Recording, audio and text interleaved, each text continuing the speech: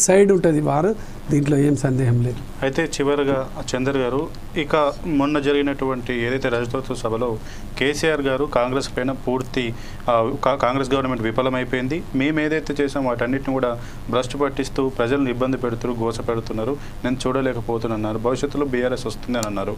దీంతో మీరు ఏకీభవిస్తారా? భవిష్యత్తులో బీఆర్ఎస్ గవర్నమెంట్ వచ్చే అవకాశం ఉందా? రెండోది, యువత రాజకీయాల్లోకి ఇప్పుడు వచ్చేటువంటి యువతకి మీరు ఏ సూచన చేయాలనుకుంటున్నారు? 100% తెలంగాణ రాష్ట్రాన్ని అభివృద్ధి చేయాలని ఆలోచన ఉన్నటువంటి నాయకుడు కేసీఆర్ గారు మాత్రమే. కొట్లాడి చావునోట్లో తలబెట్టి ఈ తెలంగాణ రాష్ట్రాన్ని సాధించాలని పోరాటం చేసినటువంటి నాయకుడు కేసీఆర్.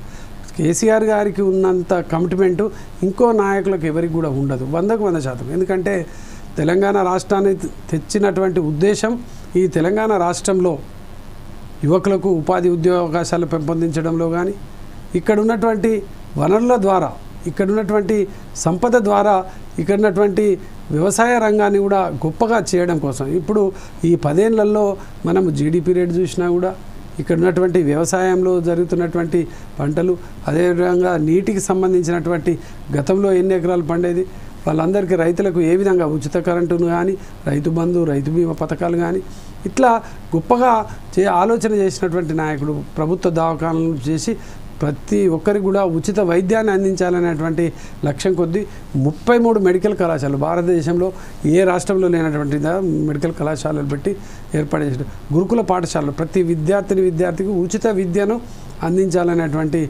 లక్ష్యం కొద్దీ KG to PG వరకు ఉచిత విద్యను అందించాలని ప్రతి ఒక్క ఆలోచన చేసిండు. ఆ ఆలోచనలోనే ఇలా తెలంగాణ రాష్ట్రంలో మిషన్ భగీరథ ద్వారా ఇంటింటికి నీళ్ళు అందించిండ్రు. ఇట్లా ఒక్కటి కాదు, చెప్పుకుంటూ పోతే ఇలా డే అంతా చెప్పినా కూడా కేసీఆర్ గారు చేసినటువంటి పథకాలు అవి మర్చిపోకుండా మనము ముందుకు సాగుతూ ఉన్నాయి.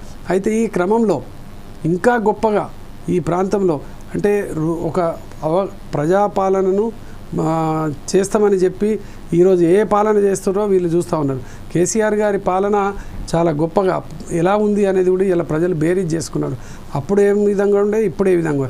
అందుకోసమే మళ్ళీ మాకు కేసీఆర్ గారి పాలననే కావాలి అని కోరుకుంటున్నటువంటి ఈ సందర్భంలో 100% కేసీఆర్ గారి పాలన తప్పకుండా వస్తుంది, వారు ముఖ్యమంత్రి ఖచ్చితంగా అవుతారు అనేటువంటి విశ్వాసం మాలో ఉన్నది. ఇంకా ఇప్పుడు భవిష్యత్తులో రాజకీయాల్లోకి రావాలనుకునే యువకులకు మీరు ఏ సూచన చేస్తారు? యువకులందరికీ ప్రత్యేకమైనటువంటి సూచన, నిజంగా ఈ పాలన వ్యవస్థ, రాజకీయ వ్యవస్థ బాగుంటేనే ఈ సమాజంలో ఈ రాష్ట్రం అభివృద్ధి చెందుతుంది. అటువంటప్పుడు మనం తప్పకుండా ఈ రాజకీయాలను శాసించేటువంటి దిశగా విద్యార్థి లోకం, యువకుల లోకం తప్పకుండా కదలాలి. ఈరోజు ఉన్నటువంటి మీకున్నటువంటి గొప్ప అధికారంలో ఉన్నటువంటి ఈరోజు ఉన్నటువంటి పాలకులు చేస్తున్నటువంటి కేంద్ర ప్రభుత్వాలు చేస్తున్నటువంటి పాలన, కులం పేరు మీద ఒకరు, మతం పేరు మీద ఒకరు, ఈ కుల మతాలను రెచ్చగొట్టి చేసేటువంటి ఒక దుర్మార్గపు వాటిని ఇలా విద్యార్థి లోకం, యువకుల లోకం గమనించాలి. తప్పకుండా మీరు ప్రత్యక్ష రాజకీయాల్లోకి రావాలి.